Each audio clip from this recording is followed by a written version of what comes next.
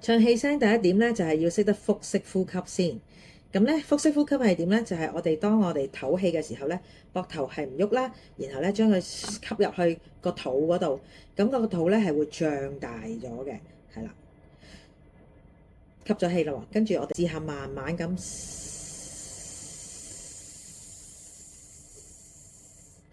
用個肚咧，慢慢咧將啲氣咧佢出嚟啦，好順暢、好順滑咁樣樣。第二步咧就係咧，當你嘅時候，然後就慢慢出聲啦，想不起，類似咁樣樣。咁我哋咧啲聲咧就會比較柔和啲同埋自然啲啦。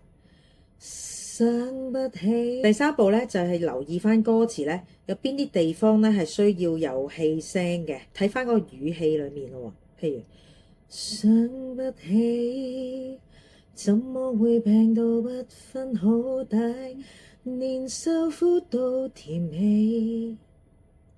嗰度咧裡面嘅想不起嘅起啦，怎麼會病啦個病字啦，同埋連受苦都甜美。有某啲字用氣聲之後咧，係咪覺得感情係豐富咗啲咧？至於我哋平日點樣練氣聲咧，就係好簡單嘅啫，就揾翻一個我哋喺你耳仔側邊講秘密嘅感覺啦，就好似我哋上堂嘅時候，突然間老師嚟咯喎，喂喂，老師嚟啦咁樣樣，跟住我哋將呢個嘿嘅感覺咧，再拉長佢，喂，咁就可以慢慢將嗰個氣聲嘅感覺帶入個歌入邊啦。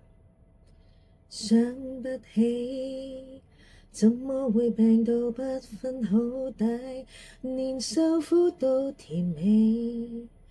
我每日捱着不睬不理，但卻捱不死，又去痴纏你。